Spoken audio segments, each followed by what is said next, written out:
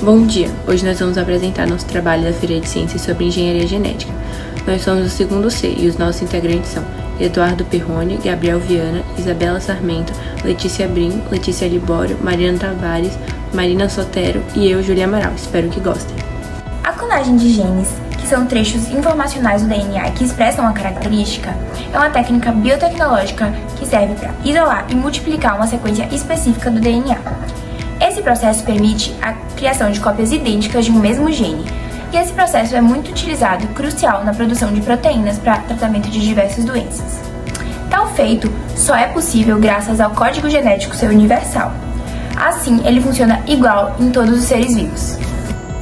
A manipulação do código genético é de suma importância para todos os cenários da nossa vida atual e o avanço da tecnologia em medicina. A clonagem funciona com a retirada de um gene específico de uma célula, inserida num vetor de clonagem e depois aplicada num hospedeiro multiplicativo. Dessa forma, nós teremos soluções para diversos problemas, como terapias genéticas, clonagem de genes para a agricultura, como por exemplo a mudança de cor de alimentos ou melhora da qualidade deles, adaptações ao solo. A gente tem a produção da insulina, por exemplo, como terapia gênica para aqueles que têm diabetes. A gente tem o avanço da biotecnologia e em diversas áreas, assim, de pouquinho em pouquinho, a gente vai atingindo uma sociedade cada vez mais científica e melhor. A clonagem de genes consiste na seleção de trechos informacionais de interesse, que vão ser isolados por enzimas de restrição, as chamadas endonucleases, que recortam o DNA em pontos bem específicos, as chamadas sítio-alvo. Depois de isolarmos esse gene, ele vai ser assimilado a um plasmídio, que é uma espécie de DNA circular que encontramos em bactérias. Esse plasmídio vai ser introduzido a uma célula hospedeira, que no caso vai ser uma bactéria. E essa bactéria vai se reproduzir, ou seja, se multiplicar de maneira assexuada por meio de cisparidade ou bipartição, gerando células filhas idênticas a ela, ou seja, que possuem o mesmo trecho informacional que a célula mãe. Assim, depois de gerar uma população de bactérias, depois do cultivo, essas bactérias vão gerar a proteína de interesse em maior escala, que vai ser posteriormente utilizada em medicamentos ou na agropecuária, por exemplo.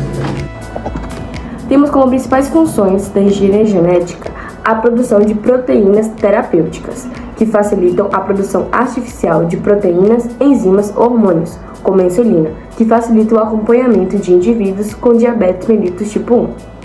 Além disso, temos também a aceleração de pesquisas genéticas, permitindo o estudo de genes específicos através do mapeamento genético feito por computadores, que facilita a compreensão de doenças e o desenvolvimento para tais. Também temos o aprimoramento das plantas, o aumento da resistência de plantas contra pragas e condições adversas, através da transgenia, processo de implantação de um trecho de DNA de um ser de uma espécie para outro ser de espécie diferente. E por fim, nós temos o desenvolvimento de vacinas e medicamentos. A engenharia genética ajuda na criação de vacinas eficazes e novas terapias. Uma curiosidade, a enzima de restrição utilizada na clonagem de DNA é proveniente de bactérias, as quais produzem tais enzimas para protegerem-se de vetores, como bacteriófagos, pois eles cortam o gene do vetor em pequenos pedaços, assimilando-os e criando resistência. Agora a gente vai falar sobre as desvantagens. A primeira questão é a questão ética. A clonagem de DNA levanta questões éticas sobre a manipulação genética, dentre elas a influência que ela exerce sobre a sociedade, os impactos ambientais e possíveis consequências imprevistas que podem ocorrer nos organismos vivos. Também tem a questão do alto custo e da complexidade por conta da tecnologia e da infraestrutura que estão envolvidas e que são necessárias para a execução, o que acaba encarecendo o processo.